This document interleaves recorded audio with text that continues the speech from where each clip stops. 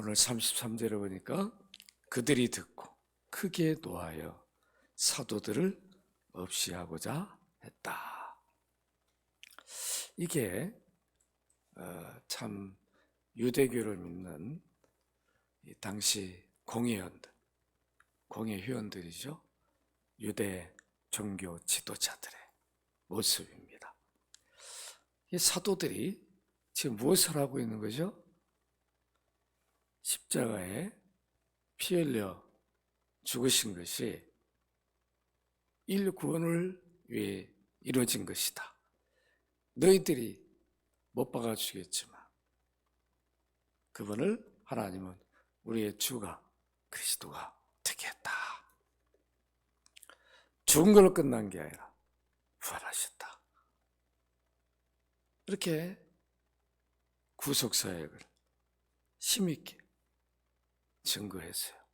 자기들 지식으로 능력을 한 게 아니라 겁도 많고 두려움도 많은 그들에게 벌하시고 승천하시면서 약속하신 성령을 너희들이 예루살렘에 떠나지 말고 기다려라. 그런 성령을 선물로 받게 된다. 성령을 받으면 어떻게 될 것인가? 그가 너희들 아이가 내 증인이 되도록 할 것이다. 그러니까 기다려라. 기다리기만 하면 되는 거죠. 그래서 기다렸어요. 기다렸는데 그 120명이 한 자리에 모여서 기다렸을 때 약속된 성령이 오셔야 안 오셔요? 오셨죠. 오실 때 표징을 가지고 오셨어요. 표적을 나타냈어요. 왜 그러냐면 성령이 오면 이런 표적을 나타낸다 그런 뜻이 아니라 지금 성령을 받아본 적이 없는데 약속만 받았는데 성령이 어떤 분인지 얘기만 들었는데 아무것도 표적이 없으면 계속 또 기다리고 있을 거 아니에요? 받았는데도 받은지도 모르고 오늘 우리는 어느 때는 성령 받았는지 안 받았는지 모르는 분들이 있어요. 그래서 또 받으려고 막 기도 안 가는 분도 있고 또 성령 준다 그러면 거기 가서 받으려고 하는 분들도 있다. 이미 받았는데도 우리는 어떤 표정을 안 보이니까 그런 때가 있어요. 근데 120명은 성령이 오셨다는 걸 다 알아버렸어요. 놀랍게 어느 누구도 부정할 수가 없는 거예요. 성령이 오셨다. 그 사인을 표로 해주셨어요. 그러니까 더 이상 이제는 기다릴 필요가 없는 거예요. 성령 주신 목적이 뭐예요? 거기서 계속 기다려라. 그게 아니라 나가서 증인으로 살아라. 너희들이 목격한, 봤던, 들었던 복음을 전하라. 불어라 나팔을. 그 성령이 알려줄 것이다. 생각나게 해주고 가르쳐줄 것이다. 그리고 사도들은 성령을 받자마자 성령이 나가서 말하라 하니까 나팔을 막 분 거예요. 다른 거 없어요. 성령이 이 사역을 하죠.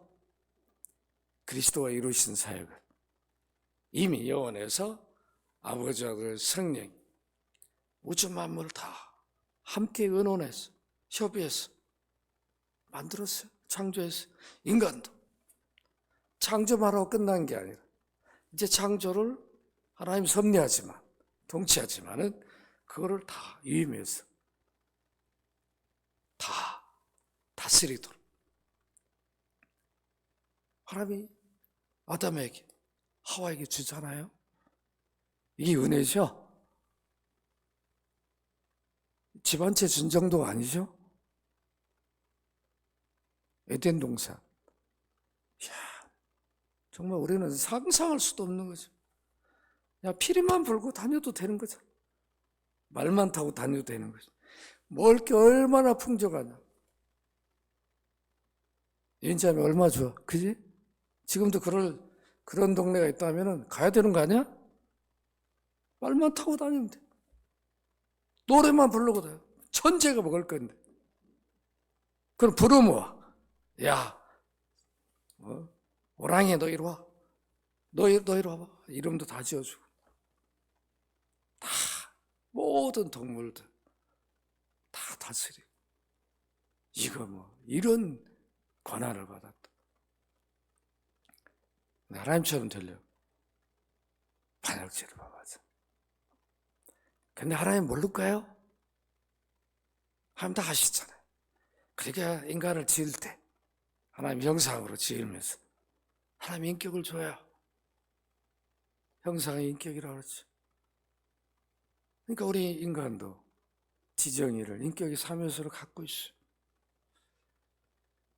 그러니까 우리 안에도 지적 요소, 감정적 요소, 그다음 의지적 요소가 있어요.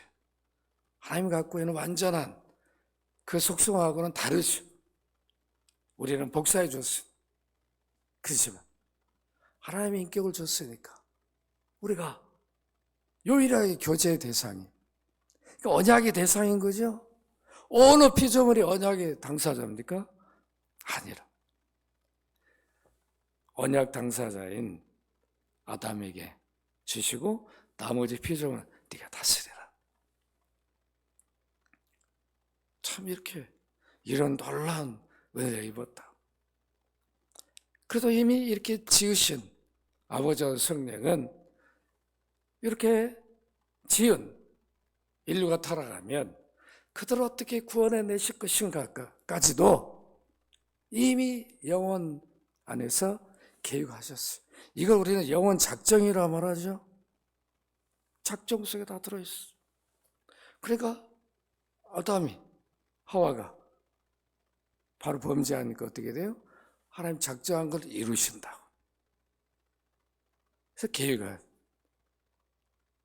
아들을 보내기 위해서 바로 보내는 게 아니에요. 만약에 우리는 생각해 아담이 범죄하자마자 바로 보내가지고 그때 구세주 와가지고 바로 그냥 구원의 일을 했다면 그 후손들은 믿을까요? 아담이 범죄 한 거 알지도 못하는데 바로 구원주가 그냥 범죄하자마자 바로 구원의 일을 잃어버렸다면 아담이 범죄한 거 알기는 하겠어요? 모르는. 왜 인류가 이렇게 고통받고 왜 이런 것도 모르는 거죠? 아니 바로 구원주가 와서 구원했다고 그래가지고 인류가 고통이 없어진 건 아니잖아. 그렇게 하시지 않았다. 아담 바로 그렇게 와서 구원주가 와도 이해도 못했을 거예요. 본인은 이해할 수 있겠지만 후손들은 이해를 못하잖아. 그러니까 믿겠습니까? 안 믿지. 그래서 어떻게 합니까? 여자의 후손으로 약속하죠. 창세기 3장 15절. 아담과 하와는 약속을 받았으니까 그 내용에 대해서 우리보다는 더 깊이 이해할 수 있었을 거예요. 아담은 우리하고는 다르잖아요. 직접 창조했어요. 그 지혜요, 그 지식의 그 뛰어남을 우리가 비교할 수 없는 거죠. 어떤 인류, 비록 범죄에서도 반역죄를 범해서 인류 어느 누구하고 비교할 수 없는 그런 뛰어난 능력을 가졌다. 그래서 범죄했지만 아담과 하와는 이혼 안 하잖아. 약속을 받고. 당신이 말이야, 나한테 이거 먹지 말래. 왜 나한테 갖다 먹으라 해가지고 우리가 다 죽게 만들었냐. 저 같으면 맨날 그냥 조금만 기분 나쁘면 막 찌르고 막 그랬을 거야. 그렇지 않다. 왜냐? 약속을 받았으니. 구원주로. 아니 약속을 받았는데 죄를 범한 사람이 약속을 받은 거 봐도 너무 큰 은혜 아니에요? 그죠? 우리가 부모님이 잘못했는데 잘못했어야 끝나자. 나 이제 너 안 봐. 그런 게 아니라 잘못했음에도 불구하고 뭔가를 통로를 하나 만들어준다. 야, 이것만 내가 용서할게. 그러고 끝납니까? 다음에 또 그러면 또 이것만 용서한다. 이게 부모의 마음 아니에요? 하나님도 동일하죠. 다 해치고 해체해버리고 끝내버려야 되는데 통로를 만든다. 그래 아담과 하와는 우리보다는 더 깊이 있게 이해하고 알았을 거라고. 그러니까 다른 생각할 이유가 뭐 있어요? 아니 내가 부모님께 잘못했는데 부모님 용서를 해주는데 딴 생각을 뭐 하라냐고. 감사할 수밖에 없는 거죠. 그래 안 그래요? 그래도 내가 잘못했는데 왜 용서하세요? 이런 아들이 있어요? 자녀들이 있냐고. 아니라. 그러니까 결국은 아담과 하와는 그 약속을 붙들고 후손들에게 가르칠 사명이 있는 거죠. 그러니까 아담도 어떻게 보면 하와도 그때부터 이미 전도의 사명을 갖는 거죠. 후손들이 어떻게 하나님 섬겨야 되는 거. 우리처럼 이렇게 하면 안 된다고 하는 거. 그럼에도 불구하고 가인과 아벨에서 바로 뭐가 일어나요? 시기하고 질투하고. 그죠? 이게 타락한 본성을 갖고 나온다는 거예요. 아담과 하와 그렇게 가르쳤겠어요? 야, 너 형제끼리도 그렇게 살면 안 돼.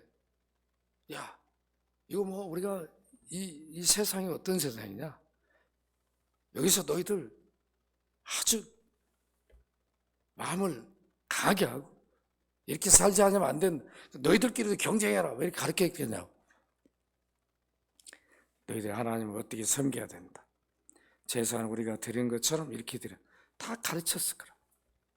그런데도 거기에서 벌써 형식적인 제사를 드리는 가인의 모습과 진정으로 제사 드리는 아벨의 모습이 형제 가운데서도 드러나 버리죠. 이게 바로 첫 인류의 자녀들의 모습이었어요. 그러니까 우리가 이런 거 보면서 인류의 그 타락한 본성이 어느 정도인가를 깊이 있게 우리가 이해를 해야 돼요.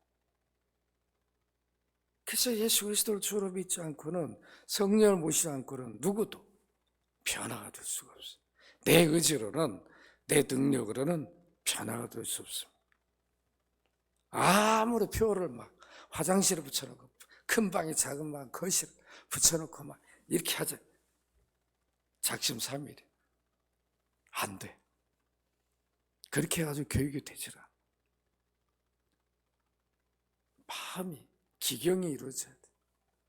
성리와 우리 그 옛사람이 정말 그런 것들이 드러나지 못하도록 성령이 역사해야 바뀝니다. 이렇게 아들을 여자의 후손으로 약속해서 때가 되어서 오시잖아요. 갈라디 4장 4절에 있는 거죠. 바울은 그걸 깨달아. 때가 참해. 하나님 아들을 보냈어요. 여자의 몸에서 나게 한다. 마리아 몸에서 나게 해서 바로 구원주가 되죠. 우리 이제 크리스마스 지나죠. 그럼 이제 성탄절 노래도 안 부른다고. 그러고 그냥 끝나버리는데 그게 아니죠, 사실. 그러니까 세계 기독교가 성탄절 한번 딱 하면 싹 잊어버려. 부활절을 그냥 계란 좀 먹고 나면 싹 잊어버려. 부활 이런 거 소망을 하지 않아. 이러면 안 되는 거죠. 아들의 약속에서 아들이 뭘 합니까? 모든 사람의 몸을 입고 구원사역을 이룬다고. 성령은 아들이 이룬 모든 구원사역을 빛게 만들어요. 그러니까 성령으로 아니하고는 예수 그리스도 주라 하지 못해요. 따라하고도 안 해요. 친한 나를 낳아준 부모님한테 어머니 예수님 나의 주여 구주라 구원주라고 한번 좀 따라하세요. 야, 다음에 하자. 다음에 하자. 안 해. 낳아준 자녀들도 안 해. 근데 믿음의 자녀들은 한단 말이에요. 아침마다 우리 애들 손자 손녀들한테 네, 한다. 너 주 예수, 내가 주를 믿으면 따라해보라. 다 따라해요.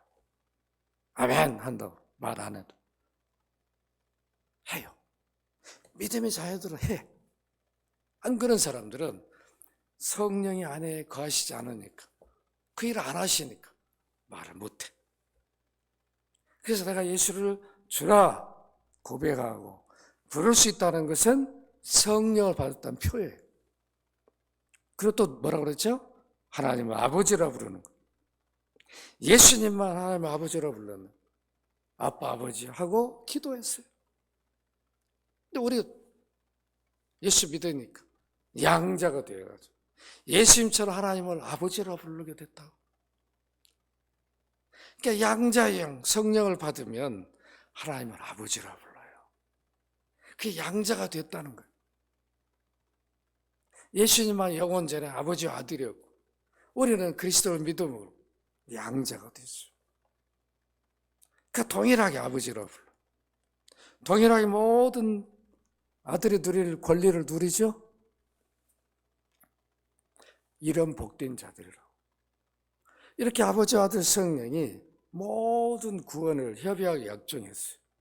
그래서 아들이 그 일을 이뤘기 때문에 아들이 이제는 승천해서 가시면서 성령을, 아버지와 약속의 성령을 기다려라.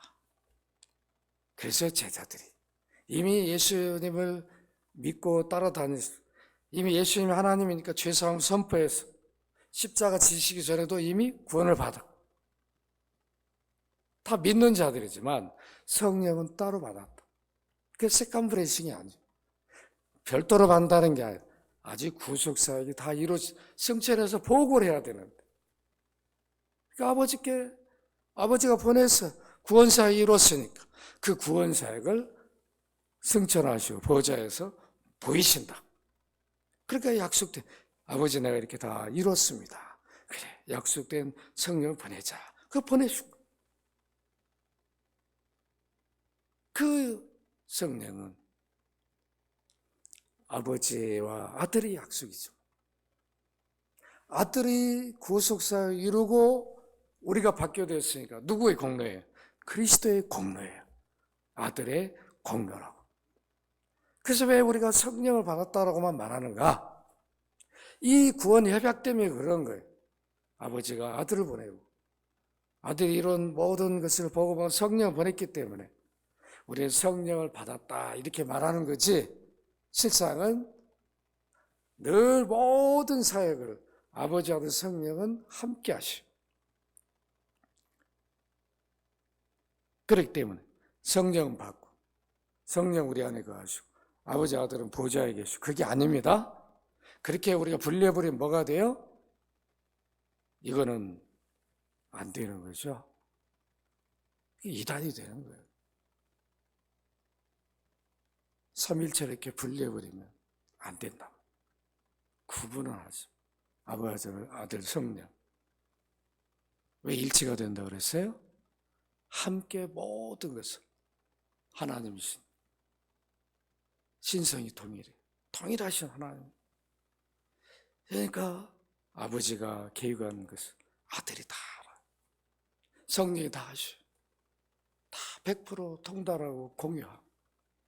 그러니까 아버지 일이 아들의 일이 되고 아버지 아들 일이 성령의 일이 되니까 일체가 되는 거예요. 숨길 수가 없는. 그러니까 아버지와 나는 하나다. 아버지가 보내서 일하는 거예요. 말할 필요가 없어요. 아버지가 아들에게 말한 딱 하면 우리는 보고해야 된다. 우리 구건사님이 윤자매한테 야, 뭐 좀 술배와 사와라 그러면 엄마 사왔어? 보고해야 돼. 근데 둘이 일체가 되어버리면 보고할 필요가 없어. 가는 것도 알고 뭘 사고 있는 것도 알아. 보고할 필요가 없는, 그게 일체라고 하는 거예요. 아시겠죠? 이렇게 약속된 성령이 오셨어요. 오셔서 어떻게 합니까? 성령 주신 목적대로 이제 목격자들, 십자가에 찔리고 피 흘려 죽은 부활하신 그걸 목격한 제자들이 증인 역할을 하는 거예요. 나가서 자기가 본 대로 들은 대로. 여러분, 증인이라는 거는 현장에 본 사람이죠? 그렇죠? 생생해. 어떤 질문에도 생생해. 이거 차가 이렇게 부딪히는 거 봤어요? 예, 봤습니다. 어떻게 된 거예요? 저 차가 신호 위반했습니다. 그래요? 둘이는 막 서로 안 했다고 막 다른 사람이 본 사람이 아니요, 이분이 신호 위반했습니다. 목격자가 그렇게 말해줘. 어떻게 신호 위반한 거 어디서 봤습니까? 내가 이분 뒤에 있었습니다. 나는 멈췄는데 이분은 가다가 부딪혀서 충돌했습니다. 생생하죠? 그럼 어떻게 거짓말하냐? 거짓말하면 그때 어떻게 저기 한 줄을 모르니까 횡설수설하다가 나중에 결국은 드러나 버린다. 또 무슨 말해도 그때 신호등이 어땠습니까? 이렇게 이미 바뀌었죠? 다 얘기할 수 있다. 그거예요. 처음 성령을 받은 120명은 예수 그리스도의 모든 구원 사역을 목격한 사람들. 그러니까 생생해. 그런데 그들이 이미 예수님으로부터 3년 동안 따라다니며 들었던 게 무슨 천재냐? 하나도 안 놓치고 다 기억하겠어요? 아니라고. 다 잊어버린. 막 전화하고 가르치려고 막 생각나게 해주시고. 그러니까 얼마나 놀랬겠나. 그렇게 막 율법을 가르치고 율법사들, 바리새인들, 서기관들, 그 사람들 얼마나 뛰어나요. 열심히 제자들 가르쳐서 그 일을 하게 하고 했는데 여기 제자들은 그런 것도 한 적도 예수님이 데리고만 다녔잖아요. 보여준 거잖아요. 듣게 해주고. 그런데도 성령의 역사하니까 제자들이 전하는 복음을 듣는 사람 막 돌아오는 거예요. 이제 예루살렘 성전을 성전제사, 동물제사로 가는 게 아니라 이제는 그리스도인들로 계속 채워지는 거예요. 그러니까 사울이 그걸 못하게 하는 거죠. 이거 유대교 무너지게 생겼어. 그때부터 못 들어가게 하는 거죠. 핍박하니까 결국 예루살렘 교회가 몸보이 흩어지게 된 거죠.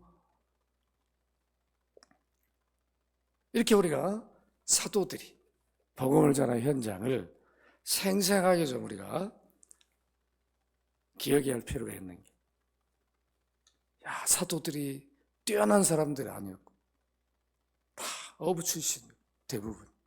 그게 부족했는데 성령이 그들을 도구로 사용하니까 놀랍게 복음을 전하는 현장에서 열매 맺는 일들이 일어났습니다.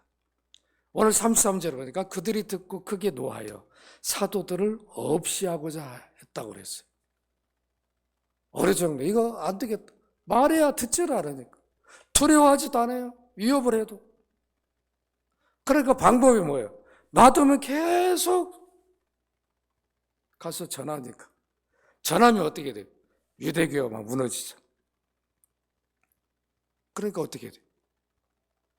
감옥에 넣어놔도 안 돼. 감옥에 넣어놔니까 어떻게 해요? 천사를 동원해가지고 그냥 옥문을 열어버리는 거예요. 대책 뭐죠? 어떻게 해요? 도무지 감당이 안 되는 거예요. 그래서 이제는 최후 수단이 뭐냐면 없애버려야 돼. 제거해버려야 돼. 아니, 그 스승도 그 주도 없애버렸는데, 그 제자들이야 이거 뭐 누워서 떡 먹기 아니에요? 그죠? 그런데 이걸 하려고 하는 이들이 누구냐? 율법으로 흠이 없다라고 스스로 주장하는 사람들이라. 율법에는 사람 마음대로 죽이면 돼요? 살인하면 안 되죠. 아니, 사도들이 무슨 잘못이 있냐? 누구 죽였어요? 아, 누굴 죽였던 거 해야 살인죄로 처벌한다면 가능하죠. 사도들이 병자도 그렇죠. 복음을 전해서 예수 믿게 하고 교회 세우는 일밖에 더 했냐? 무슨 살인죄를 졌다고? 무슨 그 계명을 어겼다고? 죽게 하냐? 제거하려고 하냐? 이게 당대에 율법으로 흠이 없다고 하는 그들의 율법관이 어떠한가를 잘 보여주는 거예요. 왜 예수님이 너희들 다 화 있을 진짜 외식하는 바리새인들아 이렇게 말씀하셨는지, 그들이 얼마나 외식한 이중인격자였는가. 우리는 사람 중심을 모르잖아요. 주님은 하나님이시 다 아셔버린다. 그들을 평가한 거예요. 그러나 그들은 유대인들이 존중하니까 폼 잡고 다니는 거죠. 얼마나 안타까워요. 이렇게 없이 하려고 했어요. 그 이유가 뭐예요? 사도행전 5장 29절 30절 한번 읽어보십시다. 이미 앞에 설교했던 건데 같이 한번 읽습니다. 시작. 베드로와 사도들이 대답해 이르되 사람보다 하나님께 순종하는 것이 마땅하니라. 너희가 나무에 달아 죽인 예수를 우리 조상의 하나님이 살리시고 이스라엘 회개함과 죄사함을 주시려고 그를 오른손으로 높이사 임금과 구주로 삼으셨느니라. 우리는 이 일의 증인이요 하나님 자기에게 순종한 사람들의 주신 성령도 그러하니라 하더라. 전하지 말라고 해도 입을 닫아요? 안 돼. 아니, 유대 종교 지도자들, 공회 회원들이 하지 마라 하고 결정해도 난 너희들 사람들 말 안 들어. 너희들 순종하는 우리 아니야. 누구만 순종해? 하나님께만 순종해. 성령 하나님께만 순종합니다. 사도행전 4장 17절 18절 같이 한번 읽습니다. 시작. 이것이 민간에 덮어지지 못하게 그대로 위협하여 이후에는 이 이름으로 아무에게도 말하지 말게 하자 하고 그대로 불러 경고하여 도무지 예수 이름으로 말하지도 말고 가르치지도 말라 하니 이렇게 말했어요. 그런데 들어요? 안 들어요. 감옥에 넣어도 안 되는. 바울도 감옥에 넣어놔도 자기를 지키는 그들에게 복음을 전하. 또 결국은 한 사람 계속 못 지키잖아요. 교대하면서 지키면 또 그에게 복음을 전하. 그래서 어느 정도 시간이 지나니까 로마 중심부가 복음을 받고 기독교를 공인하는 이런 일들이 일어나 버린다. 복음이 로마 심장부에, 바울이 심장부 가서 복음을 전한 것도 아니고 감옥에서 전했는데 황제를 지키던 그 친위대들이 바울을 지키면서 복음을 받게 되죠. 이런 일들이 기독교 역사 속에 다 있었다. 그러니까 복음의 능력이 무엇인가를 잘 보여줍니다. 이렇게 당대의 종교 지도자들은 사도들에게 예수라는 이름을 전하지도 말고 가르치지도 말라. 너희들이 이렇게 말하는 것은 너희들에게 순종하는 사람에게 순종하는 거다. 절대로 우리는 할 수 없다. 이게 믿음의 자세죠. 그죠? 선교사들이 이런 마음으로 나가는 거죠. 사회주의 공산 이념 이론을 떠나서 법으로 막 죽이려면 죽여라. 난 너희들 두렵지 않다. 하나님 나라를 복음 전하러 보냈다. 다 되잖아. 전해서 어떻게 돼요? 끝난 게 아니라 교회가 이루어지잖아요. 그런 사회주의, 공산주의 나라에 교회가 교회가 세워진다. 복음의 능력이라. 이걸 보여주는 거죠. 그 사도들이 하나님께 순종했다. 한번 보세요. 어떻게 순종했는가.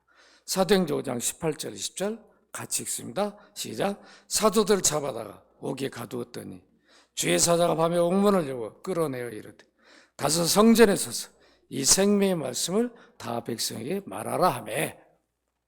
그러니까 순종이 안 해요. 순종해요. 종교 지도자들은 하지 마라. 성경은 말하라.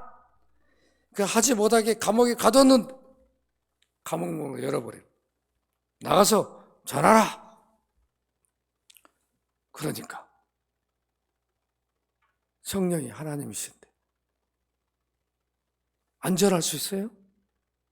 그러니까 전하는, 순종했단 말이 전한 거죠. 성령 하나님 시키는 대로 전하는 거예요. 이게 초대교회 그리스도인들의 모습이었습니다. 그리고 이걸로 끝난 게 아니라 그 순종하는 모습이 30절, 32절에 나옵니다. 같이 한번 읽어보십시다. 시작. 너희가 나무에 달아 죽인 예수를 우리 조상의 하나님이 살리시고 이스라엘 회개함과 죄사함을 주시고 그를 오른손으로 높이사 임금과 구주로 삼으셨으니 우리는 이 일의 증인이요 하나님 자기의 순종한 사람 되신 성령도 그러하니라. 막 복음을 전하는 거예요. 이게 성령 받은 사람들의 모습입니다. 사람의 말을 거역하면 반드시 핍박이 오고 감옥에도 갇혀서, 감옥에서 안 풀어주면 죽을 수 있는 거 아니에요? 그런데 사도들이 감옥에 갈 때, 야, 우리 감옥에 그대로 두겠는가? 분명히 어떤 역사에서 그런 생각 할 수도 있겠지만 죽으면 죽는 거지 뭐. 두려워하지 않았던 거죠.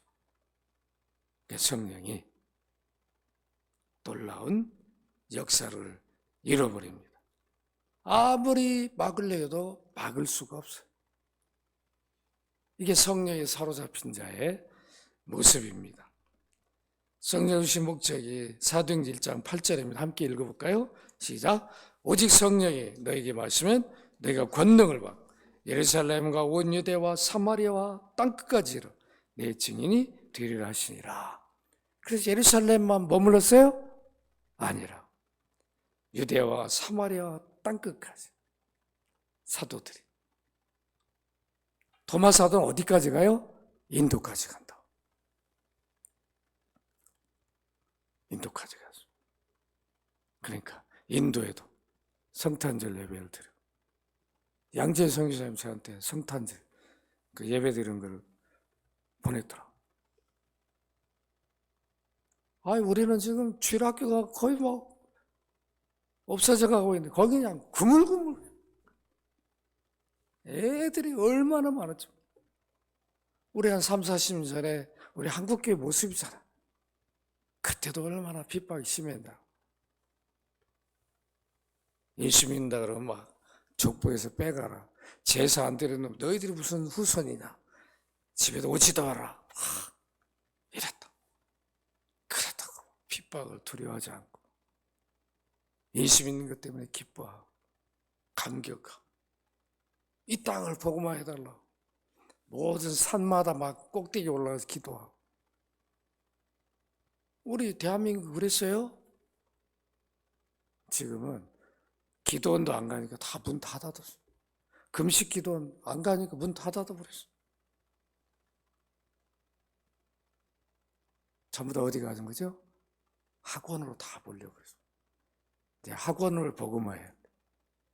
학원 원장을 다 우리 그리스도인들이 잡고 거기서 우리 예배하고 공부하자. 그렇게 할까? 윤지하면 알았지?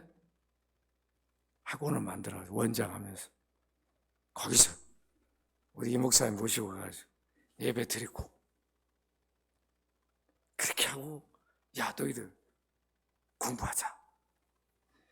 저 대치동에 그러면 얼마나 좋겠나.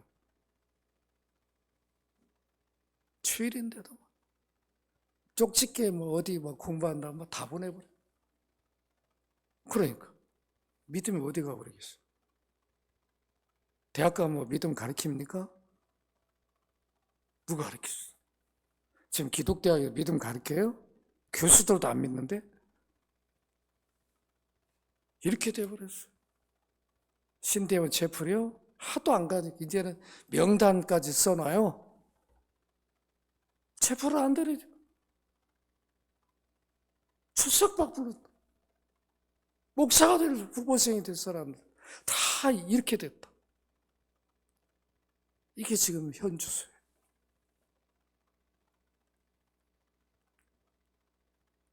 참 안타깝죠. 초대교회는 언제 죽을지도 모르고 언제 잡혀가서 어떤 일을 당할지도 모르죠. 성령이 가서 말하라, 증인이 되라 하니까 다 함대에 나갔어. 이렇게 막 증인이 됩니다. 왜 우리는 이렇게 동일하게 그리스도를 못 전할까? 둘 중에 하나겠죠. 아직도 그리스도를 믿는 그런 확신이 부족하거나 아니면 성령이 내 안에서 일한다는 이런 확신이 부족한 것이죠. 그런데 전도를 해보면 성령이 내 안에서 가르쳐주고 생각나게 한다는 것을 경험하게 돼. 그 한 번만 경험하면 다음에는 자신 있게 한다. 두려운 게 없는 거죠. 이제 상대방 내가 전도하려고 그러니까 저 양반이 나보다 더 많이 알면 어떡해? 또 막 꼬치꼬치 묻고 막 이러면 내가 또 모르는 거 있으면 어떡해? 두려워할 일 없어. 어떤 질문을 해도 성령이 말하게 해주실 것이다. 그리고 계속 그런 질문하면 딱 맞고 처음에 좀 들어주다가 나중에는 말이 못 나오게 계속 전하는 거예요. 제가 성탄절에 우리 교회가 성탄절 안 된다고 그랬죠. 제가 우리 차 타고 가고 있는데 교회마다 막 다 드리고 있더라고요. 예배 드리고 막 나오는 거 보니까 제가 뭐라 그랬어요? 우리 놀고 먹으면 안 된다고 그랬죠. 친인척들 안 믿고 아니면 지금 쉬고 있대요. 그러면 가서 교제하면서 식사하면서 오늘이 어떤 날이냐 말해줘야 되죠. 저도 실천한다. 저도 가서 만났다. 또 약속 받았다. 해야 되는 거예요. 저는 말하고 안 하면 안 되는 거죠. 그거 하라고 우리가 예배를 안 드리고 우리가 우리끼리만 잔치하면 안 돼요. 주님이 무엇을 더 기뻐하시겠나? 늘 우리끼리만 모여가지고 잔치하고 축하고 이게 아니라 안 믿는 사람 전도를 해야 할 거 아니에요. 이런 중요한 때 다 성탄절을 기억하고 부활절을 다 알고 있다면 그날이라도 우리가 복음을 전해야 되는 거 아니에요. 전하십시다. 초대교회 이 사도들 이건 사도들만 하라 이렇게 한 게 아니에요. 사도들의 한 사람 한 사람 보면 그렇게 대단한 분들이 아니었습니다. 이렇게 사도들을 재개하려고 할 때에 바로 이때 누가 나섭니까? 여러분 34절 36절까지 한번 같이 읽어보도록 합니다. 시작. 바리새인 가말리엘은 율법교사로 모든 백성의 존경을 받는 자라 공회 중에 일어나 명하여 사도들을 잠깐 밖에 나가게 하고 말하되 이스라엘 사람들아 너희가 이 사람들에게 대하여 어떻게 하려는지 조심하라. 이전에 드다가 일어나 스스로 선전하며 사람이 약 400명이 따르더니 그가 죽임을 당하며 따르던 모든 사람이 흩어져 없어졌고 그 오적할 때 갈릴리 유다가 일어나 백성을 깨어 따르게 하다가 그도 망한 즉 따르던 모든 사람들이 흩어졌느니라. 38절 39절 같이 읽습니다. 시작. 이제 내가 너에게 말하는 이 사람들을 상관하지 말라. 버려두라. 이 사상과 이 소행이 사람으로부터 났으면 무너질 것이고 만일 하나님께로부터 났으면 내가 그들을 무너뜨릴 수 없겠고 도리 하나님을 대적하는 자가 될까 하노라 하니, 가말리엘이 공회 가운데 나섭니다. 사도들을 없애보려고 그러니까. 없앨 필요는 없는 것 같은데. 지금 사도들을 따르는 많은 무리들이 있는데, 가말리엘 생각해 보니까 이렇게 했다가 이 여파가 어디로 튈지 모르잖아. 가말리엘 생각해 보니까 염려가 돼요. 이렇게 다 쓴 거예요. 그러니까 가말리엘 어떤 사람이요? 율법계 모든 백성의 존경을 받는 자다. 바리새파 최고의 율법주의자들이죠. 스스로 막 흠이 없다라고 말하는. 그러니까 율법을 본래 주신 목적도 모르는 사람이죠.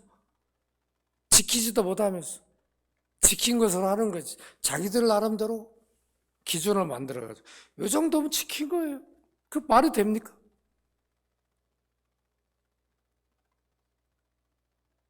본래 율법을 주신 목적은 뭐예요? 지킬 수 있다가 아니죠. 지킬 수 없다는 것을 깨닫게 해주는 거예요. 야, 내가 율법을 지킬 수가 없구나. 지킬 수 없으니까 뭐예요? 율법의 저주 아래 갇히는 거예요. 그러니까 율법 저주 아래 갇히니까 어떻게 됩니까? 여기서 나를 해방과 자유, 건져줄, 구원주를 바라보게 만드는 거죠. 이게 율법의 목적이. 그래서 모학선생인 거죠. 깨닫게 해주는 거예요.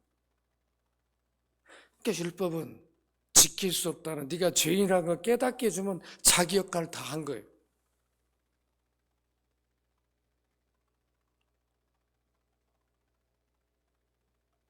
또마시대 가정교사자, 상속자를 가르치는 가정교사가, 당대 가정교사가 어느 정도였냐면 이제 다 침략을 해가지고 정복을 해서 데려오니까 그 안에는 교수, 박사들 다 있는. 근데 다 뭐가 돼요? 노예거든. 노예시장에 전직 건축사, 의사, 뭐 그냥 다 뛰어난 법률가 뭐 다 이렇게 이름을 명찰에 붙여놓은 거죠. 그럼 와가지고 돈 주고 사오면 노예 가정교사, 주인의 상속자를 가르치는 거예요. 열심히. 그때는 뭐예요? 가정교사니까 자기 아들의 상속자의 선생이야. 그런데 잘 가르쳐가지고 이제 뭐예요? 상속 받아버리면 그 다음에 뭐가 돼요? 다시 종으로 돌아가. 그 상속자의 종으로. 이게 율법의 역할이라는 거예요. 우리가 율법의 종도로 하면 안 되는 거죠. 율법을 모를 때는 종들을, 그리스도를 안 믿을 때는 종도로 살 수밖에 없어요. 그 저주 아래 있어요. 그런데 저주에 해방돼 자유를 주고 건져주 예수 그리스도를 믿으니까 이제 율법에 내가 종들을 해방이 돼버리는 거예요.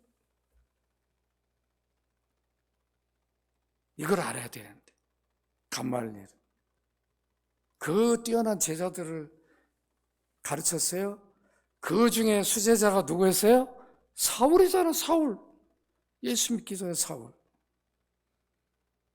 예수 믿는 사람들 다 막 핍박하고 스데반 막 죽이는데 앞장서. 이런 사람이었다고. 율법을 바뀌면, 율법을 지키면 구원인데, 의인인데 왜 거기에 뭐가 필요하냐? 예수 믿음이. 몰라도 이런 주장하는 사람이 있죠? 그러면 안 돼. 누가 율법을 지키냐? 누가 마침을 주냐? 그리스도가 값을 지불해버린 거죠. 피 흘렸어. 구약의 모든 제사 다 완성해버렸어. 율법으로. 이미 율법으로 율법에 요구한 값을 지불해버렸으니까 더 이상 죄를 물을 수가 없는 거죠. 죽음을 통해 값을 지불해 줘버렸어. 그러니까 바울은 그걸 깨달은 거예요. 갈라디아 교회는 계속 너희들이 예수 믿음만은 부족하니까 할례도 받고, 할례를 안 받고 율법을 지키면 안 돼. 할례를 받고 율법을 지켜야 된다. 바울은 다른 복음이라고 그랬다. 그리스도 외에는, 믿음 외에는 어느 것도 갖다 붙이면 안 되는 것이요. 우리가 구원 얻은 다음에 율법은 구원받은 자로 이렇게 살도록 울타리가 되어주는 것이요. 너는 이제 구원받은 자니까 주일도 이렇게 지키고, 또 이웃도 사랑하고, 또 하나님도 사랑하고, 또 도둑질을 하면 안 되고, 우리가 구원받은 자, 의인이니까. 이게 짐이 아닌 거죠. 율법주의자는 이게 짐이라고, 짐. 저 여자분에 내가 딴 생각하면 안 되지. 다 짐이 돼요. 왜 딴 생각, 이웃을 사랑하면 왜 딴 생각 왜 하냐? 다른 거로. 남의 거 왜 훔칠 생각을 왜 하냐? 내게 아닌데. 의인들은, 그리스도를 믿어 그 의를 입은 자들은 그런 생각할 이유가 없는 거죠. 대율법학자 가말리엘의 수준이, 당대 그가 뛰어난지 모르지만 우리 그리스도인 입장에 보면 뭐가 뛰어나냐? 그리스도가 없는데 불쌍하지. 뭐가 의인이냐? 그가 사도들을 어느 정도 평가해요? 누구 정도 평가하고 있어요? 트다, 유다 정도 평가하고 있어요. 그 사상, 선동가 정도로. 야, 트다가 자기 자랑하다가 그냥 죽으니까, 잡혀 죽으니까, 그 선동가의 선동을 따라서 그 따라다니는 무리들이 어떻게 다 흩어져 버렸지 않냐?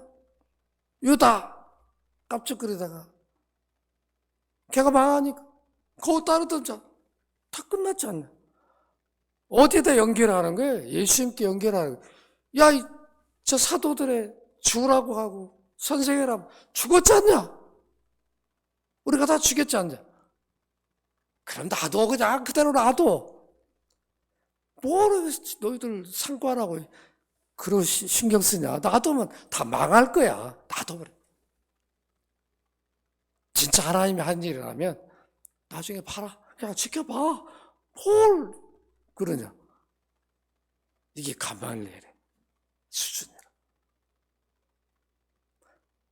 그렇게 구약을 능통했으면 구약의 모든 약속의 성취자로 구원자가 오셨으면, 메시아가 오셨으면, 야, 지금 사도들이 전하는 그리스도를 우리가 저렇게 무시하고 그러면 안 된다. 차라리 공회에 와가지고 한번 들어보자. 그래야 되는 거 아니에요? 참 안타깝습니다. 예를 든 사람이 드다, 유다, 선동가. 올라가라면 정치가 이 정도예요. 나를 따라라, 막 이렇게 했죠. 예수님 그런 분입니까? 사도들이 나를 따라라 그런 사람이에요? 아니잖아요. 결국은 사도들의 복음 전하는 일을 가말리엘은 뭐라고 평가하냐면 이 사상과 소행이라고 평가합니다. 그러니까 드다나 유다나, 야, 뭐 무슨 차이가, 이미 공회원들은 드다 유다가 누군지 우리는 지금 잘 몰라요. 성경에 깊이 있게 말하는. 그러나 공회원들은 그들이 누군지 알아요. 야, 그 정도도 안 되나? 뭐 신경 쓰냐? 나도. 이게 가말리엘. 공회원들 설득한 거예요. 그 설득 당해요, 안 당해요? 존경받는 가말리엘이 말한 건데 결국은 설득을 당합니다. 그게 어디예요? 40절입니다. 같이 한번 읽어볼까요? 시작. 그들이 옳게 여겨 사도를 불러들여 채찍질하며 예수 이름으로 말하는 것을 금하고 놓았다.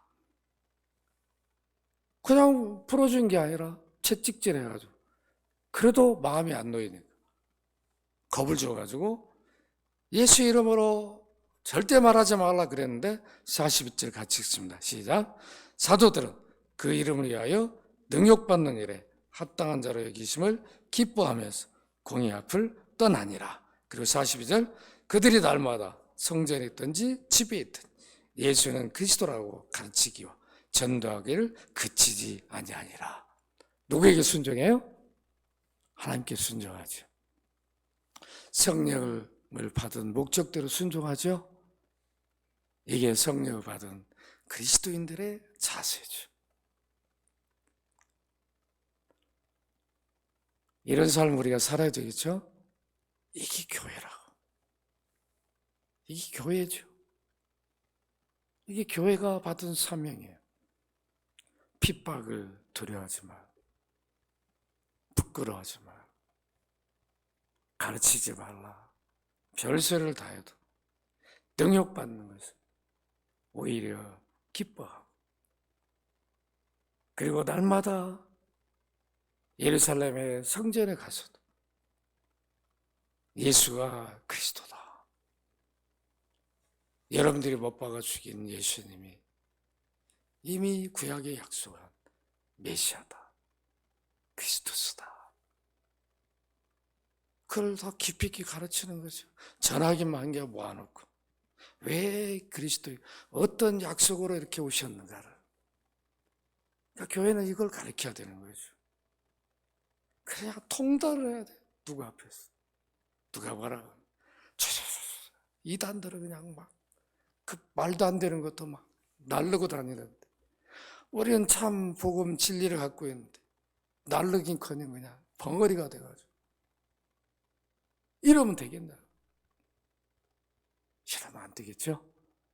우리 초대교회 이런 거 보면서 반성을 해요. 예수가 그리스도다. 왜 그리스도인가? 잘 계속 설교했다만 왜 그리스도라고 삼중지 얘기를 하는 거예요.